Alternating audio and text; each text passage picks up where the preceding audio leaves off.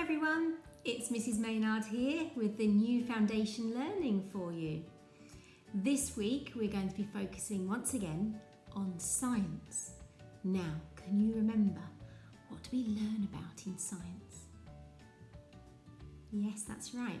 We learn more about the world around us. We understand why things happen and how things work.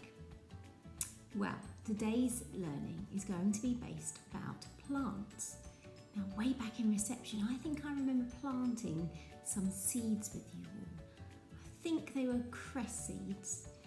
And back in reception, we started to learn about the different parts of a plant.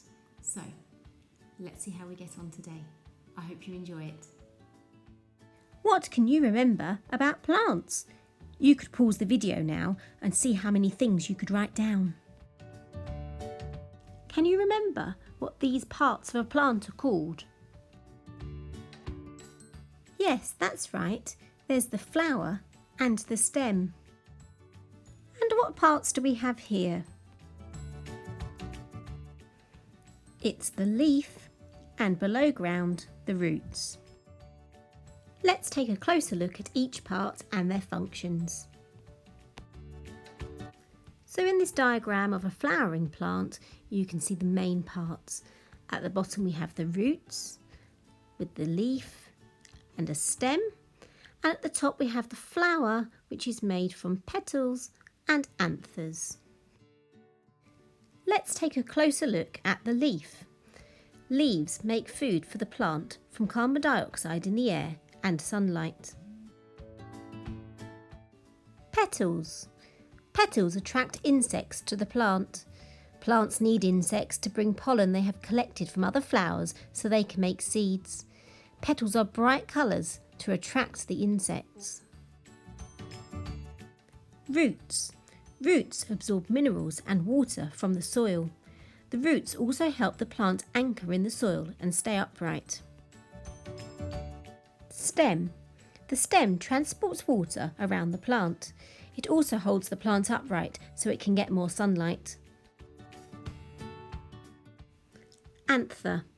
The anther contains pollen which brushes onto insects when they land on the flower.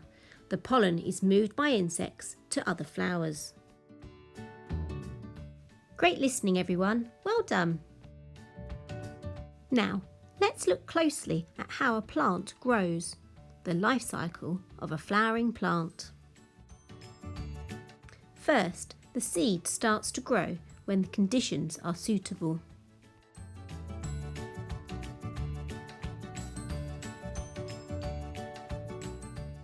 Next, the roots start to grow underground. After that, a stem and leaves form, and the plant can make its own food from the sunlight, called photosynthesis. The pollen in the flowers is used to make seeds. Insects help spread the pollen around and mix the pollen together. The newly made seeds are spread out so they can grow where they are not fighting for space with the parent plant. The wind and animals, such as birds, can help spread the seeds out even further. Here you can see the completed life cycle of the bean plant. Do you know the name of plants and flowers that we can find growing wild and in gardens? Let's have a go. Bindweed, bluebell, bramble, buddleia, buttercup, clematis, clover, cow parsley, daisy, dandelion, dock, dog rose, forget-me-not, fuchsia, grass, heather, iris, ivy.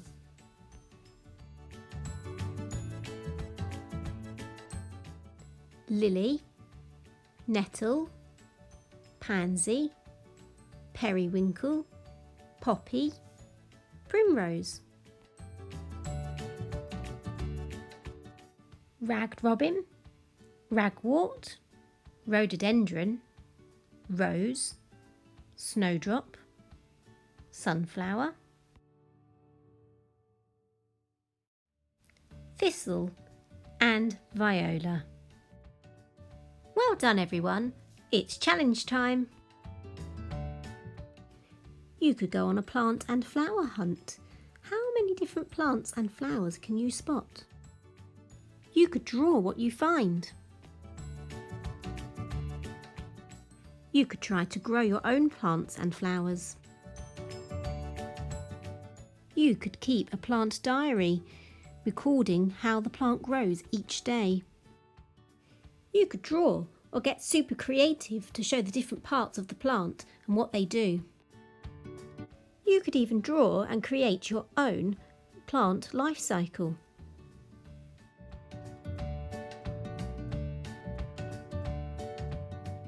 Well done everyone. I really look forward to seeing your work in the comments below. Bye for now.